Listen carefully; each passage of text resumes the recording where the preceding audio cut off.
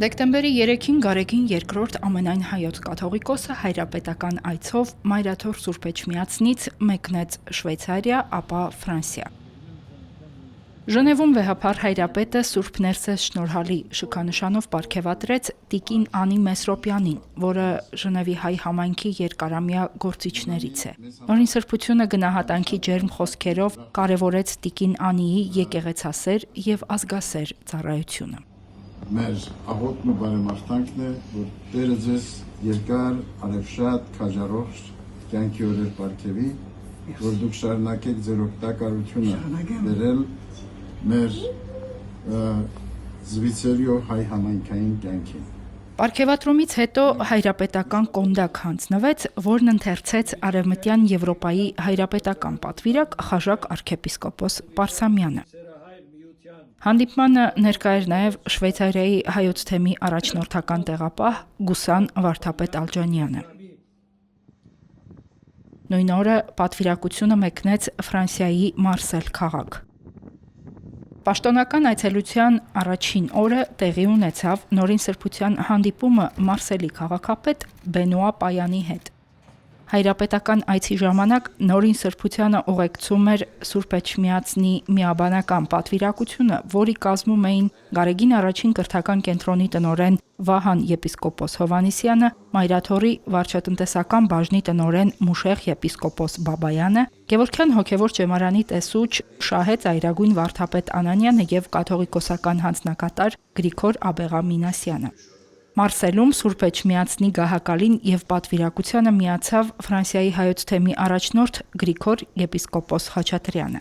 Պաշտոնական ընդունելությունը կայացավ Մարսելի քաղաքապետարանում։ Վեհափառ հայրապետը եւ քաղաքապետ Պայանը հանդիպմանն անդրադարձան քաղաքի կյանքում հայ համայնքի դերակատարությանը։ Սա Բենուա Պայանի եւ հայրապետի առաջին հանդիպումը չէր։ Այս տարի մայիսին Մարսելի քաղաքապետը այցելել էր Հայաստան, պատվիրակության հետ հյուրընկալվել նաև Մայրաթորում։ Դեռ այդ հանդիպմանը վեհափառ հայրապետը կարևորել էր հայ-ֆրանսիական բարեկամությունը, արձանագրել, որ հայոց ցեղասպանությունը վերապրած մեծ թվով հայորդիներ ապաստան են գտել նաև Մարսել քաղաքում, որտեղ կազմակերպել են իրենց ազգային հոգևոր կյանքը եւ օգտակար ներդրում ունեցել իրենց ապաստանած երկրի կյանքում։ Հայ համայնքի եւ ազգային կառույցների ներգրավվածությունը քաղաքի զարգացման գործում կարևորել էր նաև Մարսելի քաղաքապետը եւ հավաստիացրել հայոց հովվապետին, որ անհրաժեշտ ջանքերը կգործադրվեն հայ ժողովրդի առջև ծառացած մարտահրավերների հաղթահարման ուղղությամբ։ Մարսելում հանդիպումից հետո պաշտոնական հայտարարության մեջ իր սոցիալական հարթակներից մեկում Բենուա Պայանը մեկ անգամ եւս հայտարարեց. Մարսելը Մարսել չէր լինի առանց հայերի, վերահաստատելով, որ հայ համայնքը մշակութային եւ պատմական խոր հետք է թողել քաղաքի կյանքում։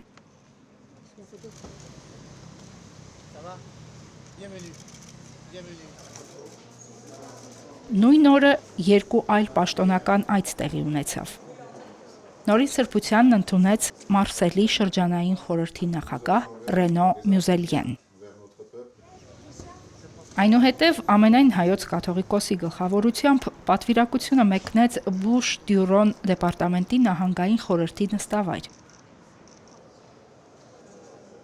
Այստեղ վեհափառ հայրապետն առանձնազրույց ունեցավ նահանգային խորհրդի եւ էքս-Մարսել Պրովանս մետրոպոլի նախագահ Մարտին Վասալի հետ։ Տիկին Վասալը Ֆրանսիայի հայասեր գործիչներից է, որը բազմիցս հանդես է եկել կոչերով հանուն Հայաստանի եւ Արցախի անվտանգության, պատերազմական եւ հետպատերազմական շրջանում հանուն արցախահայության իրավունքների։ Դեպարտամենտի շենքում տեղի ունեցած պաշտոնական արարողությանը նորին սրբությունը եւ տիկին Մարտին Վասալը միմյանց խորհրդանշական նվերներ փոխանցեցին։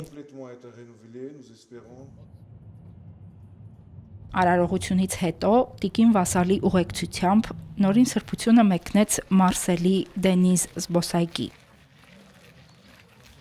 Տարածքի մի մասն այժմ կոչվում է Հայաստանի այգի։ Այն ներկայացնում է հայկական մշակույթն ու պատմությունը եւ կարևոր նշանակություն ունի ֆրանսահայ համայնքի համար։ Այգու բացումը տեղի է ունեցել ամիսներ առաջ Ֆրանսիայի հայոց թեմի առաջնորդի օրհնությամբ։ Այստեղ նորին սրբության եւ դեպարտամենտի նահանգային խորհրդի նախագահի հետ էին նաեւ Ֆրանսիայի հայոց թեմի թեմական խորհրդի նախագահ Ռիշար Ղազարյանը եւ թեմական պատգամավորական ժողովի նախագահ Ժիլբեր Տերտերյանը։ Տիկին Մարտին Վասալը կիսով չափ հայ է։ Nous avons voulu, dans le cadre de cette reconnaissance, Նպատակ ունեինք այս դեռնարկով հարգանքի տուրք մատուցել հայոց ցեղասպանության զոհերի հիշատակին եւ ցեղասպանությունն ընդունած երկրներին։ Ահա թե ինչու Հայաստանի այգում 35 կամար կա։ Դրանք զարդարված են վարդերով, ծիրանենիներով, նռնենիներով եւ ձիթենիներով, որոնք մեզ հիշեցնում են մեր արմատների մասին։ Մենք իրավունք չունենք մոռանալու մեր ազգային արմատները, դրանք պետք է փոխանցել մեր հետագա սերունդներին եւ շնորհակալ լինել մեր ծնողներին, որոնց ջանքերով կարողացանք պահպանել մեր ինքնությունը եւ ամբողջությամբ ներգրավվել ֆրանսիական հասարակության մեջ։ Բազմիցս եմ պատիվ ունեցել հանդիպելու վեհափառ հայրապետին։ Մեր վերջին հանդիպման ժամանակ ասացի, որ նպատակ ունենք Մարսելում խորհրդանշական մի ձեռնարկ սկսել, քանի որ այստեղ ապրում են մեծ թվով ծագումով հայեր։ Եվ այսօր պատիվ է վայելել վեհափառի ներկայությունն այստեղ, ստանալ նրա օրհնությունը այս պարտեզում, որը հուշարձան է Բուշ Դյուրոնի տարածաշրջանում եւ Մարսել քաղաքում ոչ միայն մեր, այլ նաեւ մեր զավակների ու թոռների համար։ Հայոց հայրապետի հետ հանդիպման եւ շրջայցի կադրերով Մարտին Վասալը կիսվեց նաեւ իր սոցիալական էջերում, ամենայն հայոց կաթողիկոսի հետ հանդիպումը անվանելով պատմական։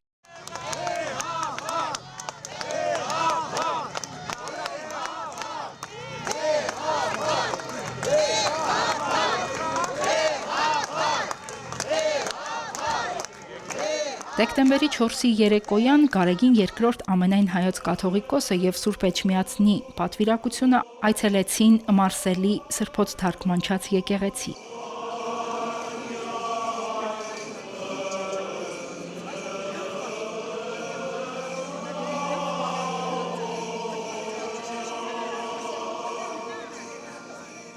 Հոգևոր դասը Նորին Սրբությանը դիմավորեց հրաշափառի երգեցողությամբ։ Արարողությանը մասնակցեցին բազմաթիվ ֆրանսահայեր, որոնք եկել էին հայոց հայրապետից օրհնություն ստանալու։ Սրբոց թարգմանչած եկեղեցում Նորին Սրբությունը հանդիպեց տեղի հայկական կառույցների ներկայացուցիչների հետ։ Գնահատանքով անդրադառնալով թեմակալ առաջնորդ Գրիգոր եպիսկոպոսի ծառայությանը, վեհափառ հայրապետը սրբազանին եպիսկոպոսական պանակե շնորհեց։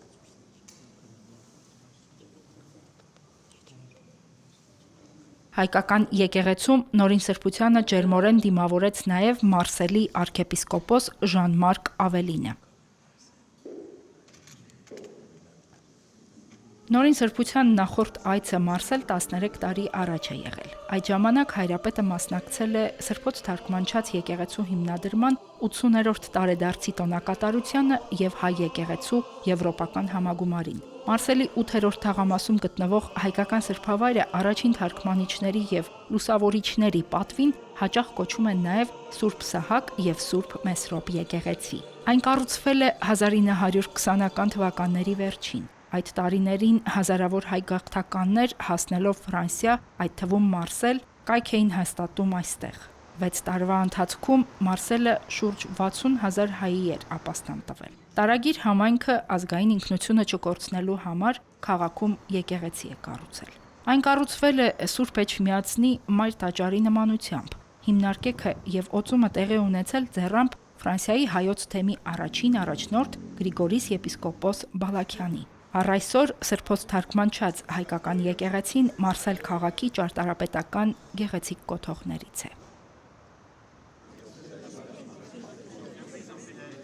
Ամենայն հայոց կաթողիկոսի այցի կապակցությամբ նույն օրը ընդունելություն կազմակերպվեց Մարսելի Սահակ Մեսրոպ մշակութային կենտրոնում։ Մարսելյան այցի երկրորդ օրը դեկտեմբերի 5-ին Սուրբ Էջմիածնի միաբանների հետ Նորին Սրբությունն այցելեց համազգային դպրոց, որտեղ օրհնության խոսքով դիմեց հավաքվածներին։ Եվ հայրենիակ ժառանգության պահպանման Այդ օրը Սահակ Մեսրոպ մշակութային կենտրոնում տեղի ունեցավ վեհափառ հայրապետի եւ թեմի ծխական համայնքների հոգեվորականների եւ ներկայացուցիչների հանդիպումը։ Նորին Սրբությունն անդրադարձավ բազմաթիվ եկեղեցական հարցերի։ Երկօրյա այցով Ֆրանսիայի Մարսել քաղաքում էր գտնվում ազգից վեհափառ հայրապետը, տեղի arczepiskopos կարդինալի հրավերով Ժան-Մարկ Ավելինի եւ թեմական խորհրդի եւ իհարկե տեղի Սրբոց թարգմանչած Մայր եկեղեցու ծխական խորհուրդների հրավերով վեհապար հայրապետը հյուրընկալվեց Մարսելի քաղաքապետի շրջանային եւ տարածքային նախագահների կողմից եւ կարող եմ ասել, որ այցելությունը պետական այցելության պես մի բան էր, որ վեհապար հայրապետին ընդունեցին, ուղեկցեցին պետական մակարդակով։ Մայրաթորի պատվիրակության համար պաշտոնական ընդունելություն էր կազմակերպվել Մարսելի arczepiskoposությունում կարդինալ Ժան-Մարկ Ավելինի հրավերով։ Այն սկսվեց նստավայրի մատուռում միասնական աղոթքով։ Պաշտոնական ճաշկերույթից հետո վեհապար հայրապետի գլխավորությամբ Սուրբ Էջմիածնի պատվիրակությունը մեկնեց Մարսելի մայր տաճար։ Նոտր-Դամ դե լա Գարդ տաճարի թանգարանում Մարսելի arczepiskoposի նախաձեռնությամբ եւ ամենայն հայոց կաթողիկոսի նախագահությամբ բացվեց հայկական գանձեր 1511-ից 1828 թվականներ խորագիրը կրող ցուցահանդես։ Այն ներկայացնում է հայ հոգևոր մշակութային արվեստի գործեր, որոնք ստեղծվել են վերջին 3 դարերի ընթացքում։ Պատկերազարդ ձեռագրեր, ծիսական առարկաներ եւ մասնավոր հավաքածուներից բերված այլ նմուշներ։ Մարսելի մայր տաճարում կայացած ցուցահանդեսը կյանքի էր կոչվել հավաքորդների եւ սփյուռքի բարերարների համագործակցությամբ։ Նմուշների մեծ մասը Վահե Գաբրաշի եւ Ռոյ Արաքելյանի հավաքածուներից են։ Կազմակերպիչներից են ֆրանսահայ Մաքսիմ Եվատյանը եւ Մարսելի տաճարի հոգևոր հովիվ հայր Օլիվիե Սպինոզան։ Ամեն դերեն գազեն գնդակ դեսնալ քիսկերը ֆրանսայեն, իտալիայեն, ամերիկայեն ամեն դեր կդածենք եւ մեր ծնողները նահարգավ կան որ ցիկածեն ասանք դեսակ ցուցանտեսները պետք է շարունակվին պետք է յետլան որբեսի մինակ պաներուն մեջ չբահվի հայությունը պետք է դեսնա հարստություն մնե որ հայ ասկը հբարդլա եւ դեսնալով եւ չենք իրար վերջեն դեստանք ինչ պիտելա գամ մուզեի մգերտա գամ չենք իրար գիտեք այս կոլեկցիոնները դերմը գտնալ ցուցանտեսնելու համար առաջին դժվարությունն է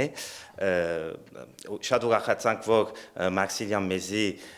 օգնեց եւ աստերը Նոտրդամ դե լա Գարդի մեջ գցանք ասոսանտեսնել անշուշտ աբրանքները բերել աս վիտրիններում մեջ տնել կատալոգը շնել մեկ տարի արավ շատ դժվար կորցմն է բայց կուսանք որ ավո կորցմրինք աս դժվար կորցում մեջ են գցանք դուրսելալ Օրվա երկրորդ կեսին տեղի ունեցավ տաճարի մոտ տեղադրված խաչքարերի օծումը։ Խորհրդանշական կոթողը ներկայացնում է եւ հայկական եւ լատինական խաչեր, որոնց կենտրոնում հայկական զարդանախշերով փորագրված քանդակ է։ Կոթողը մարմնավորում է արևելքի եւ արևմուտքի եկեղեցիների հոգևոր միասնությունը։ Այն վկայում է Մարսելում ցեղասպանությունից հետո ձևավորված Սփյուռքում տարագիր հայերի առաջին կանգառներից մեկում քրիստոնեական հավատի անսասանությունը։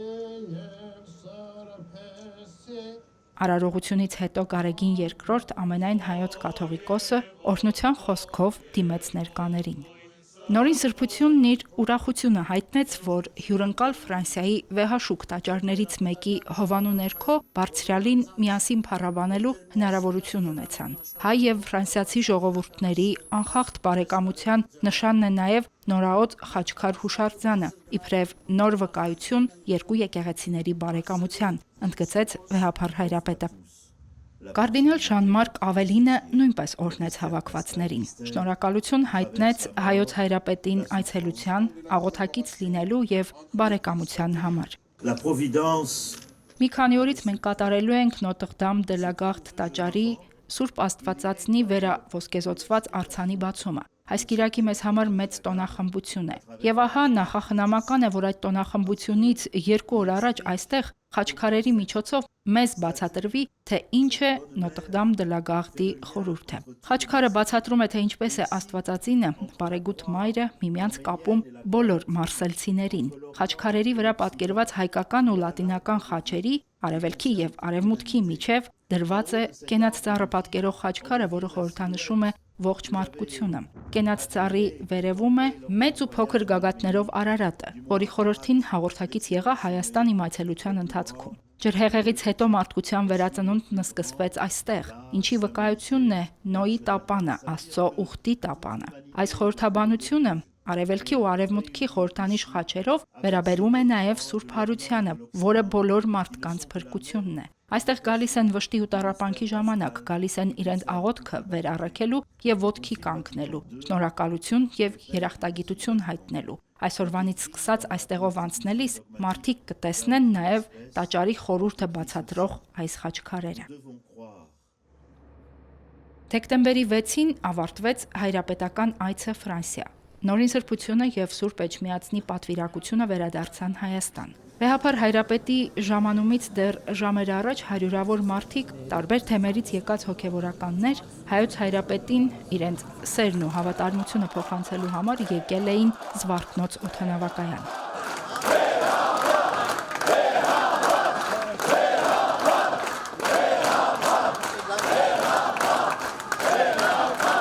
Վեհափար հայրապետին եկել ենք մեր հավատացյալ համայնքով դիմավորելու, նախ ուզում ենք իր օրհնությունը ստանանք, իրեն բարի գալուստ մաղթենք եւ տեսնելով իր անձի շուրջ տեղի ունեցող իրադարձությունները մեր զորակցությունը հայտնենք իրեն։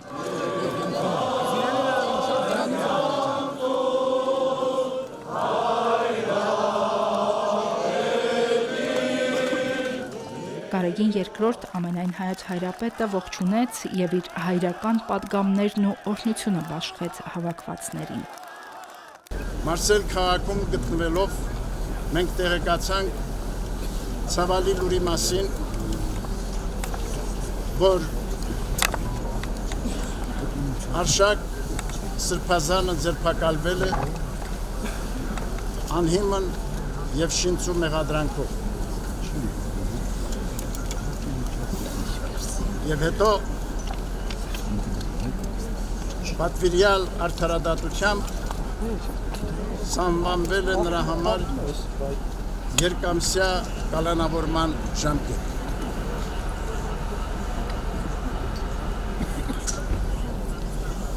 Մենք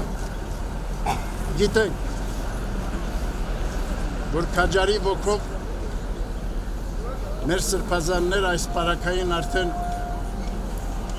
Արշակ արքեպիսկոպոսը եղավ 4-րդ սրբազանը, որ մեր սրբազանները աննկուն են իրենց ոգով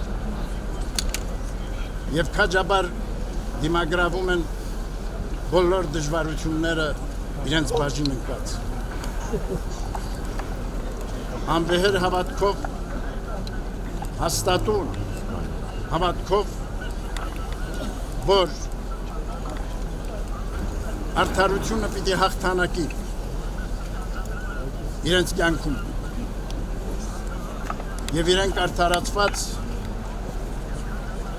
դուրս պիտի գան, ազատ պիտի արձակվեն եւ վերադառնան եկեղեցանվեր ու ազգաշեն իրենց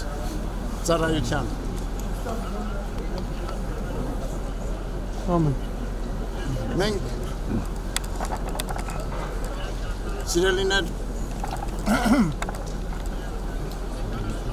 մեր եւ մեր եկեղեցականած ուղերձներում, ինչպես նաեւ կատարած հայտարարություններում բազմիցս կոչ ենք ուղղել իշխանություններին վերջ դնելու հակաեկեղեցական գործողություններին, վերջ դնելու եկեղեցականների նկատմամբ իրագործվող բռնաճնշումներին, լրացնելու նրանց արդար ձայնը, նաև հարկադրելու եկեղեցու կարգած եւ կանոնած խախտման գործողություններ կատարելու։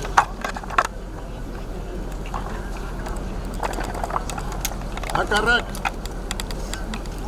ստեղծված այսպիսի դժվարին կացության տեղ գտնող նման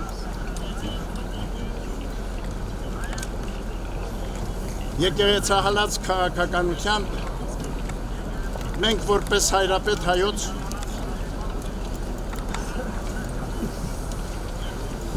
եկեղեցական ազգային ժողովի կողմից դրված իշխանությամբ մեր հոգևոր դասի հետ միասին մեր մայրաթոր Սուրբ Էջմիածնի միաբանության եւ թեմերում պաշտոնավարող եկեղեցականաց հետ միասին պիտի շարունակենք մեր կոչմանն ու առաքելությանը հավատարիմ մեր ծառայությունը բերել մեր ժողովրդին։ Վերջին ամիսներին բարձրաստիճան հոգևորականների ձերբակալությունները, հոգևոր դասի նկատմամբ ճնշումները եկեղեցականներին չեն ընկճել։ Նրանք վստահ են, որ աղոթքով եւ միասնականությամբ հնարավոր է հաղթահարել իրենց բաժին ընկած փորձություններն ու նեղությունները։ Վստահաբար ձերբակալություններով փորձում են մեզ ճնշել, փորձում են մեզ մեր արդար ձայնը լռեցնել, բայց դա իհարկե չի ստացվելու, որովհետև եկեղեցին միշտ խոսել է, եկեղեցին միշտ պատրաստ է իր պայքարի մեջ մտնելու։ Մենք երբեք չենք վախեցել որևէ մի պայքարի մեջ մտնելուց։ Մենք պատրաստ ենք կանգնել մեր հայրապետի, մեր եկեղեցու Մայրաթոր Սուրբ Էջմիածնի կողքին։ Եվ շատ հաճախ եմ ասում, ես երբեք չեմ մասնակցի եւ չեմ մասնակցելու Մայրաթորի եւ ամենայն հայոց հայրապետի ճակերտների մեջ ասած այրունահեղության խրախճանքին երբեք չեմ մասնակցի, որովհետև սա պարզից էլ պարզ է, որ Մայրաթորը հայ առաքելական Սուրբ Եկեղեցին ցանկանում են արյունահոսեցնել, որպեսզի մենք դադարենք գոյություն ունենալ, որպեսզի մենք դադարենք մեր ձայնը բարձրացնել ամբողջ աշխարհին։ Այսօր այս պատարագի ընթերցումը Պողոս Առաքյալի թղթի մեջ գրված էր, որ եթե որևէ մեկը ուզում է իրապես ապրել Քրիստոսով, փորձությունները անպակաս են լինելու այդ մարդկանց կյանքից։ Հիմա էլ փորձության շրջան է, եւ մենք էլ եղբայրներով, ողջ եկեղեցով, միաբան, ժողովուրդ, հոգևոր սպասավոր, այդ ենք ցույց տալիս ընդամենը, որ մենք հավատարիմ ենք Տիրոջ խոսքին եւ առավել եւս մեր հավատարմությամբ, մեր միաբանությամբ, մեր Տիրոջը, մեր Սուրբ Եկեղեցուն, մեր հոգևոր պետերին, մեր աջակցությունը ավելի զորեղ բան, քան աղոթքը չի կարող լինել։ Դա մեր մշտական զորությունը, դա հավատացյալին, հոգևորականին, Աստծո մարդուն սնուցող գլխավոր ուժը, երակը, աղոթքն է, եւ մենք էլ այդ երակով սնվում ենք, եւ բնական է դա ամեն մարդ պիտի կարողանա փորձությունից օգուտ քաղել։ Մենք էլ փորձում ենք այդ օգուտը քաղել, ընդամենը։ Ինչ որ միտեղ պետք է ասել, այս որակի անակնկալը այնուամենայնիվ մեզ չի վհատեցնում։ Ինչպես որտեղ տասովր ենք վեհապար Տիրոջից չվհատվել երբևիցե, նա սիրով կրում է շատ ու շատ դժվարություններ եւ միևնույն ժամանակ քանիցս ամեն տարի քանի անգամ հանդիպելով մեզ յուրաքանչյուրից հորդորում է ել ավելի կայուն, ել ավելի ամուր մնալ հոգեվոր իրավիճակի մեջ, ավետարանի քարոզության մեջ եւ մեր ժողովրդին այդպես դարերի տեկատ ավանդությամբ հովելու մեջ։ Սա է կարևորը, որ մենք սովորել ենք եւ իմանում ենք։ Մեր բոլոր քահանա եղբայրներին, հայրերին խնդրում եւ հորդորում ենք, որպեսզի իրենք էլ ամուր հոգով բացառապես կանոնական դաշտում այս օրերին կատարյալ զսպվածություն ցուցաբերելով օրենքի դաշտում, միայն օրենքի դաշտում փորձեն իրենց ծառայությունը մատուցել։ Օրհնյալ Տեր մեր Հիսուս Քրիստոս ամեն։ Հայր մեր, որ ելիս ես, սուրբ Եկեղեցի անունով։ Նորին սրբությունը հրաժեշտից առաջ աղոթեց հավաքվածների հետ։